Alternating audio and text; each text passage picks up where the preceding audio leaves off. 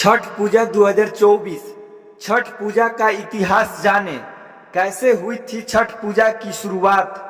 छठ पर्व या षष्ठी पूजा कार्तिक शुक्ल पक्ष के षष्ठी को मनाया जाने वाला एक आस्था का बड़ा पर्व है। दीपावली के 6 दिनों बाद छठ पूजा की शुरुआत होती है। इस साल छठ पूजा 5 नवंबर से नहाय खाए के साथ शुरू होगी। इसके बाद छठ पर्व 4 दिनों तक चलते हुए खरना, संध्या अर्घ, प्रातःकालीन अर्घ के साथ 8 नवंबर को समाप्त हो जाएगा। छठ पूजा की शुरुआत कैसे हुई, इसका जवाब हमें कई पौराणिक कहानियों में मिलता है। पौराणिक कहानियों के अनुसार त्रेता युग में माता सीता और द्वापर युग में द्रौपदी ने छठ पूजा का व्रत रखकर सूर्य देवता को अर्घ दिया था। आइए विस्तार से जानते हैं छठ पूजा का इतिहास और छठ पूजा की शुरुआत की कहानी। राजा प्रियव्रत के घर में मृत संतान का हुआ जन्म।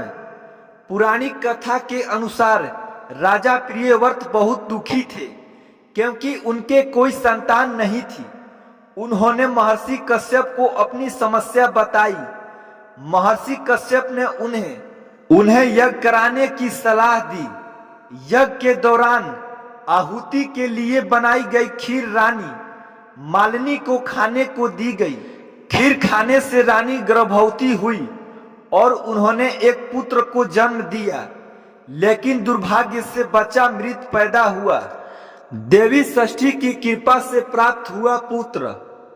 राजा प्रियव्रत पुत्र के शव को लेकर शमशान घाट गए और दुख में डूबकर अपने प्राण त्यागने ही वाले थे कि तभी ब्रह्मा जी की मानस पुत्री देवी षष्ठी प्रकट हुई। देवी ने राजा से कहा, मैं षष्ठी की मूल प्रवृत्ति के 6ठे अंश से उत्पन्न हुई हूं, इसलिए मेरा नाम षष्ठी है। तुम मेरी पूजा करो और लोगों में इसका प्रचार प्रसार करो। कार्तिक मास की शुक्ल पक्ष की षष्ठी को रखा जाने लगा व्रत। देवी षष्ठी के कहने पर राजा प्रियव्रत ने कार्तिक माह के शुक्ल पक्ष की षष्ठी तिथि को विधि विधान से उनका व्रत किया। देवी की कृपा से उन्हें जल्द ही एक स्वस्थ पुत्र की प्राप्ति हुई। राजा ने पुत्र को पुनः प्राप्त करने के बाद नगरवासियों को षष्ठी देवी का शक्ति बताया।